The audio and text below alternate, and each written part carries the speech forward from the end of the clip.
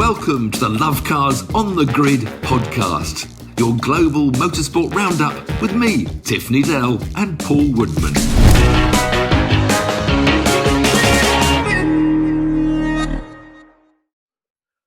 Welcome to episode 37 of Lovecars on the Grid, your global motorsport roundup podcast.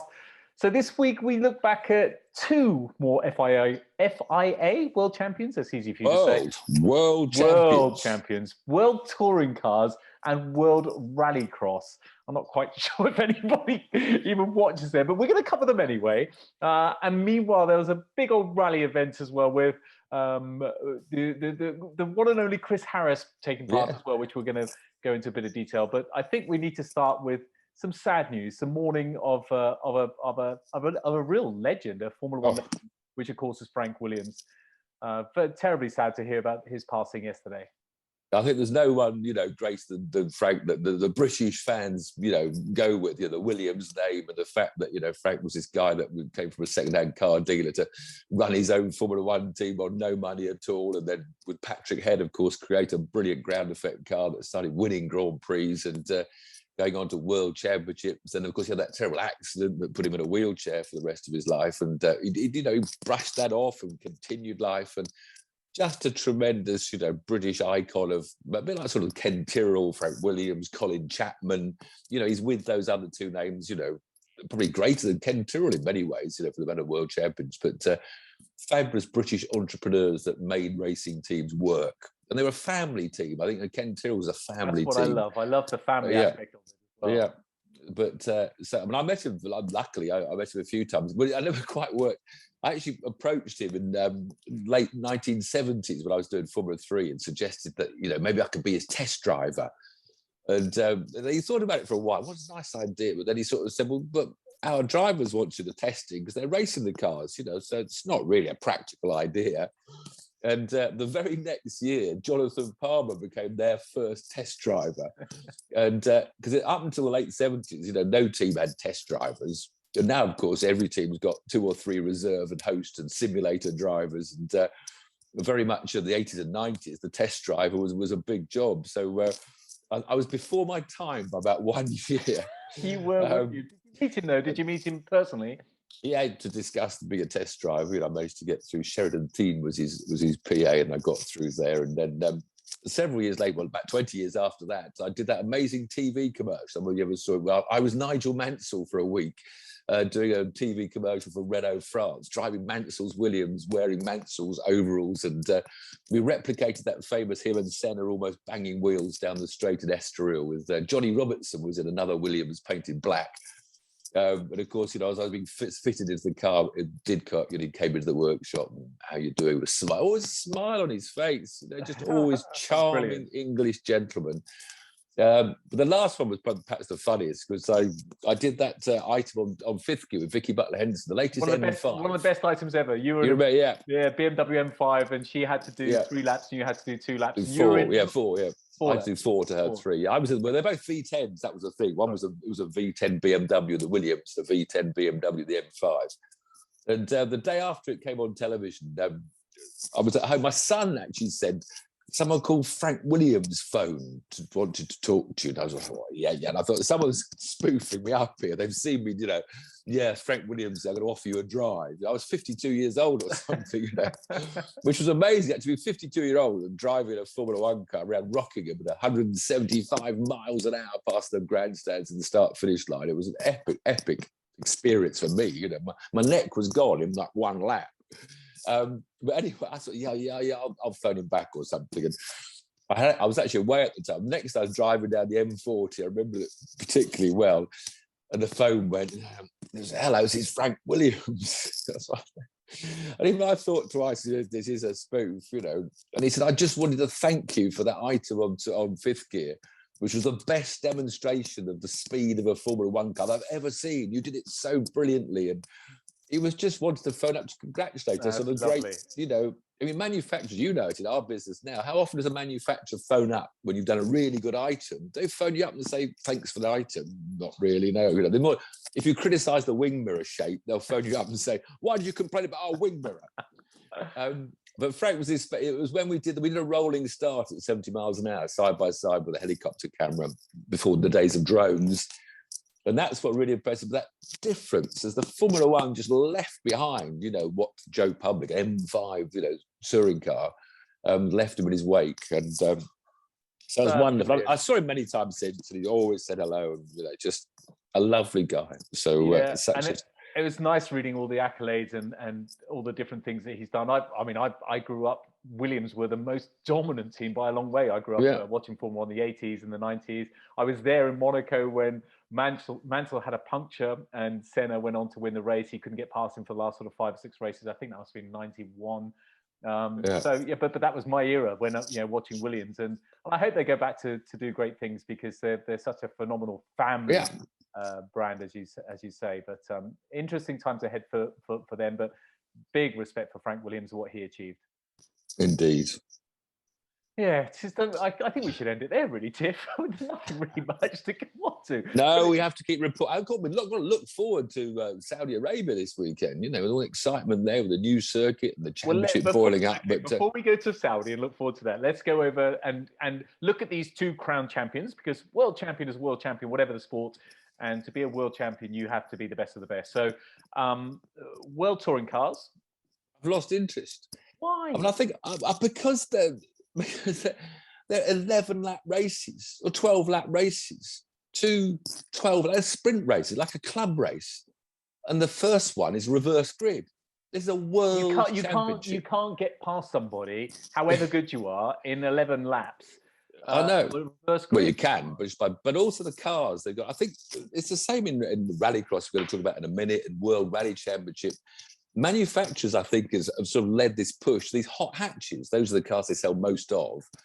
Because touring cars are super touring cars in the 90s. We had 4-door saloons, 4.2 meters long. They were hard to drive on the limits of a longer wheelbase. But everything's this hot hatch. Whether it's world touring cars, you look at the grid, and apart from the colour of the car, you can't tell much difference. They're all little boxes. They're all front-wheel drive, which, of course, aren't that exciting visually until they start hitting each other, because they just go round on rails. And it's just, you can't have a world championship with 12-lap sprint races and reverse grids. And I don't think many people follow it. I mean, it wasn't even on television. There was no TV coverage of it at all. We got no British interest, which maybe is why, because obviously with our little podcast here, I tend to lead our listeners to British drivers around the world. That's why I like to try and find out what Brits and nobody else in Britain's heard of, what they're up to. And we haven't got any British interest in touring at the moment, apart from Rob Huff, who I'm delighted won the last race. It was very wet Sochi over in Russia. And Huffy was one of the hardest tried drivers, just gives his all everywhere. Great character, old-fashioned character, goes around the world, has won more Macau touring car races than anybody else. And he was a British touring cars in 2002, long time ago, 2004. Then he went off and did 8 years of world touring cars with Chevrolet, won the world championship in 2012, and he's been around the world championship ever since. He's now with a private team, and he won the last round. It was actually, which again shows the championship to me, because they say how good it was. A 12th winner out of 16 races. And that's sort of supposed to be a plus mark. Now that's a minus to me, because it just proves that with the reverse grids, anyone can maybe win a race in 12 laps. You can hang on to a lead on a reverse grid. So it's just lost. I mean, to me, world touring cars should be the old-fashioned 2-driver, 500-kilometre, 3-hour races or 2-hour races with big saloons.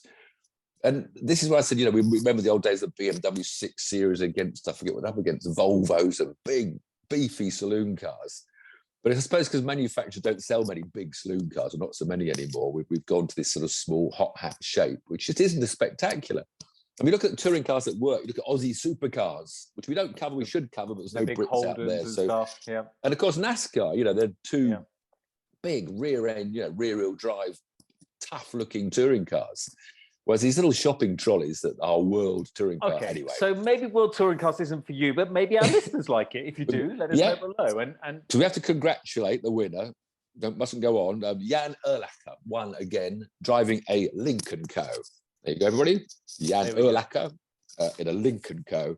He retains the show. He's actually 25. He's the French. He's the son of Cathy Muller, who I raced against in Formula 3. She was a very quick Formula 3 driver. And Cathy was the sister of Ivan Muller, who's very famous for winning all sorts of touring cars and everything else. And son of, for the football fans out there, he's the son of the French footballer Yann Ehrlacher. So now you know everything about the World Touring Car Champion, which is still a great, I mean, it's a hard title to win, you know, because you've got to get through reverse grids. It's like a Formula E. No easy challenge. No, it's just, to watch it, it's all a bit disappointing. All right, now let's go on to World Rallycross, because I actually quite like Rallycross. It's quite fast and furious, but you're not. But it's lost its way. I mean, I agree with you. Yeah. Again, it was when we were doing Will Gollop in a Metro up against all sorts of BMWs and Volvos, and there were different shapes and cars, but you know, the regulations get tighter and tighter, and we're down to these again, like the World Rally Car, you know, shop, and they're really expensive, high-tech cars, which all handle very similarly. They're all look very, in fact, when they get a bit muddy, you can only tell the difference in the make by the radiator grill or something. And this World Championship was 9 weekends in Europe. And I always thought the FIA had a rule that you had to run out of one continent in each championship. And it's become too samey. I agree with you. I loved, Rallycross, but the tracks used to be bigger and wider. But now it's 5 cars, you race the first corner, you all hit each other at the first corner, everybody hits everybody. One car will normally spin off, and that'll be the end of their race, ruin their race. But then once you've all crashed into each other and seen who survived turn 1, there's then no more overtaking, virtually, very, very rarely. Yeah, you have but of course you have the joker lap. Well, so then half the grid go into so 2 of the 6 go off on lap 1. So then you're looking at the 4-car dice for the lead. Then one of those 4 cars, then you got 3. And then you don't wait. You have to wait until they've all done the joker lap, which sometimes is the very, very last lap, which is the leader's normal trick for the leader, before you really know what's going on. And it's just so same every race. And I think that's why the cars are the same. It's very Northern Europe, and all the competitors now pretty much are from Scandinavia or Germany. So it's, we don't have any British interest again. So we haven't been looking at it that closely. If you want to see more about Rallycross, have a look at our YouTube. I'm sure the regular viewers must have seen it, but it's one of the best items ever on our YouTube, where Tiff drives an electric Rallycross car. The Project E, which is coming next year. This was the last year for the main World Rallycross. It is going to be E next year. The electric cars are definitely well suited to Rallycross. So who are we going to congratulate in the World Rallycross? Because I didn't really look at it, I'll be honest. Well, the new format's been going for the last 8 years, and all 8 have been won by either someone from Norway or Sweden. Norway dominates. 2 ran. Well, it was Petter Solberg when this new championship started. Petter won it the first 2 years. But he ran his own team, and even he ran out of money because the cars have got so high tech that unless you've got Red Bull money or manufacturers' money, you can't compete. The last 6 of the 8 have all been won from Sweden. So that domination goes ahead. Was it Timmy Hansen has won 1, but Johan Kristoffersson, who won again yesterday, has won 5 of the last 6. So he's pretty much the dominant man in Rallycross. Well, actually, last weekend at Nurburgring, the great it was a rubbish circuit. They just go on the track and off the track. It was, and I think in Rallycross, they've got to look at their circuits and come up with something we're overtaking, like Formula One. I'm always doing the same spiel as I do in Formula One. They've got to make tracks where overtaking is possible, not just on the joker lap. He actually went to the Nurburgring about 17 points behind. The cars are so close together now. It's so hard to overtake anywhere, isn't it? But it was a big weekend. He was about 17 points behind Timmy Hansen, who would have won again. And they tied with points in the last race. And so Kristoffersson won it on countback and win. Wow. So it was very tight. I mean, it's dramatic, but nobody could overtake anybody. But I don't know. I know it's spectacular. I mean, they all launch. But of course, they've got launch control, so nobody makes a bad start anymore. They all arrive side by side, 3 abreast. So I'm sorry, but go let me know if you like Rallycross. It was on BT Sport, so I didn't watch it on Sunday afternoon. I do like Rallycross, but I don't know. Would I watch it? I don't know. I'd definitely go watch it in person. I think it'd be quite an exciting one because it's quite small. It was down the road. Yeah. Down the road. Okay, well, down the road from us, well, not far away from me, in the UK, we don't get terribly bad winters typically, and sort of it's been very mild this month, but we're actually, this weekend we got some snow, and it was there's a brilliant rally, 139 cars, historic rally cars, including, as I said, Chris Harris took part in this rally. It's called the Roger Albert Clark rally. Yeah, it was Roger Clark. Yeah, they put Albert in. It was his full name. The great Roger Clark, a real true icon of the rally, British rally, and world rally scene. But it was quite funny for me. It was funny for me with the snow because it really.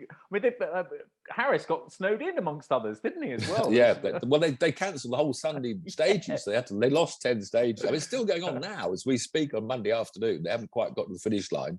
In fact, Ocean Price, who we mentioned, was battling for when he crashed on the penultimate stage when he lost the British title. Has just crashed off the stages down in the Welsh place where we filmed. You know, the arenas, Walters Arenas. He's just crashed out on the fifth day while battling for the lead. And I think the guy in second also fell off. So it's been a bit of an up. But yeah, what a shame the weather hit it, because this only happens every 2 years. It's a complete replica of the great, you know, what used to be called the RAC rally. Yeah, of course. Which went through Scotland, Wales, England, stages up through Yorkshire. I mean, amazing. Which I was lucky enough to do. 93, my first Rally GB World Championship in a Sierra Cosworth Group M. That was like the old, we went right to Scotland, Wales. And it's an amazing experience to do. And Chris Harris, I was so jealous of him. He's built up his own Mark 1, 2, 3 Escort or whatever. And he was out there.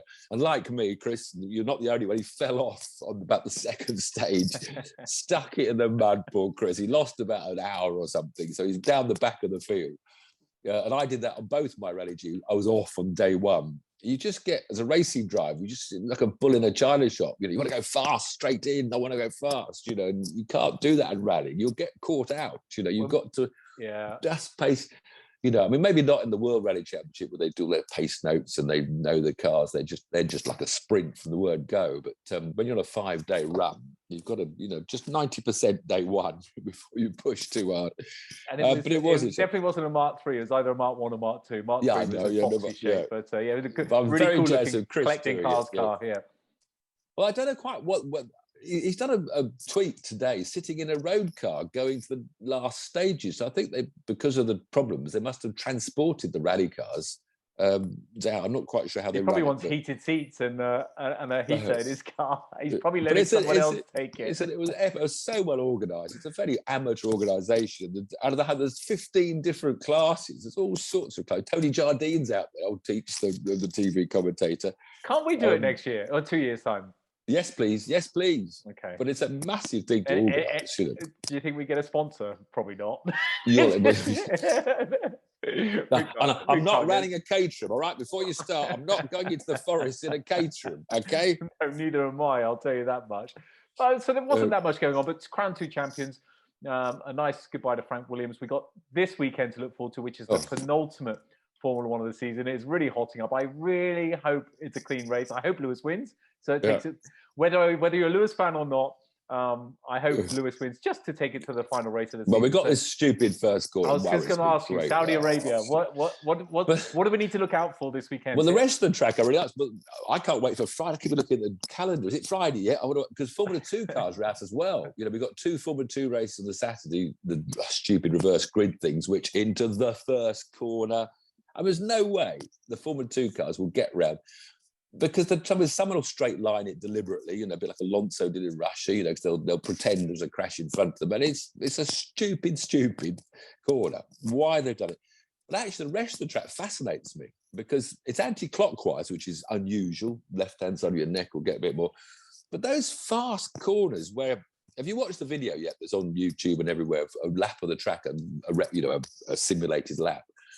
And it's just, you've got no idea of where you are. It's just going left and right and left, you know. It's almost like that Circuit of America, that opening sequence, but it just goes on for like 3/4 of the lap. And it's, I think, mentally on the drivers, apart from physically, it's going to be incredible strain. And the tyre wear, because with a high downforce, you know, when you're doing 160 miles an hour, just slightly cornering, it's got to kill the tyres. So but it's a fascinating track. Yeah. But why they put that stupid first corner? No idea. So Formula 2, just to catch up with Oscar Piastri, is very, very highly credited Aussie. That's now who's he already as a signpost? He's a reserve driver for one of the Formula 1 teams. He's in the pits.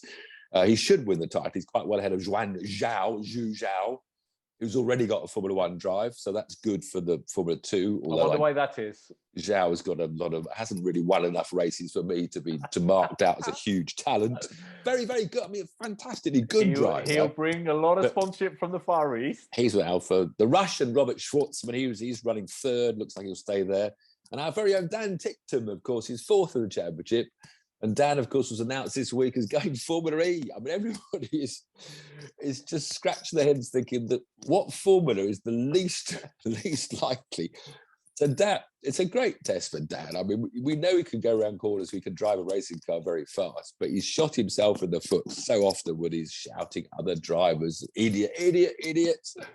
And he's going to have to discipline himself to sit in a Formula E car, driving to a computerized map of how much power you're going to use this lap. And it's certainly making Formula E more exciting to watch next year, the Dan Ticktum effect. I was just, I was just looking then. I saw this morning about some Formula E, and I was, it's fascinating what's going on with all the different series and who's doing what, and then where the drivers move to, and who's going to change. Who's going to change from completely different series. Formula, series, But actually, talking of two things that I've moaned about, I mean, obviously they were listening to me, and nobody else. They've dropped the stupid 3-race format for F2 and F3. Next year, we're back to the 2 races per weekend for both F2 and F3. So just the proper race and then a reverse grid race for fun. So these 2 reverse grids, which isn't definitely down to you. That was relevant. No question, that was down to you. And also, Formula E have changed their qualifying formula. But I know every driver was down to me mainly, obviously, even though every driver at Formula E, because that kept on putting the best at the back. So you had this sort of rotation where you'd win, then you go to the back, and you started creeping to the middle, and you go to the back. And that's why they had about 15 different winners in Formula E as well. So now they've got a knockout system. So we should have more of a meritocracy. We might see the same people up the front all the time. But to me, in a world championship, that's how it should be. The best should be at the front, and it's up to the middle fielders to make themselves quicker. Meritocracy. It's good, isn't it? The word of the week. Susie Dench, if you're listening, because I'm sure she likes Motorsport Roundup podcast. Susie Dench, meritocracy, the word of the week. And if you don't know who Susie Dench is, you've got to follow her on Twitter. Well, it's countdown. She's the countdown. Oh, the countdown. Yeah. But no, Formula One, I can't wait. Tell me, Tiff, who's going to win? Give me your predictions for this weekend, and please let us know below what you think. It's going to be Lewis. Yeah. Of course, you mentioned last week all Max has to do is sit behind him for 2 second places. He's got to get 2 second places with the fastest lap. So what I'm hoping is that this weekend, if it's first Hamilton, second Max, he doesn't get the fastest lap. So then when it comes to the final race, the fastest lap will be irrelevant. And it will just be... Bottas has to stand up and deliver. He has to stay with Max, or vice versa. He has to stay with him. Because if Max dives into the pits because he's got room to do the fastest lap, Valtteri's got to go in and do it. It's got... But if Valtteri's close enough, Max can't do it, because then he'll end up third place. Yeah. Basically... Either way, he's got to deliver for his team. But it's 20 seconds, Valtteri. You just got to stay within 20 seconds. Does he want to? No, he doesn't want to. Of course he does. He doesn't want to. We'll see. I hope he does. He should. He should for the team more than anything, because the team is tight as well. Let's get it down to the last race where the winner wins, whether it's forget fastest laps being involved. Tell us below who you think is going to win, and we'll anyone that gets it right with 1, 2, and 3. We'll mention you next week. I'm sure there's at least we got about 1,000 views last week. We get more listens on the actual podcast as well, bizarrely. But thanks as always. Yeah, but those of you listening, please pop onto the YouTube channel just to leave a comment. 1, 2, 3. Who's your 1, 2, 3 for the Grand Prix? That's all we want to know. It's going to be Lewis, Max, Bottas. No, it's not. It's going to be Lewis, Max, Chico. Oh. There you go. Heard it here first. Let us know what you think below. Thanks for joining us always. Have a good Cheers, everyone. Bye.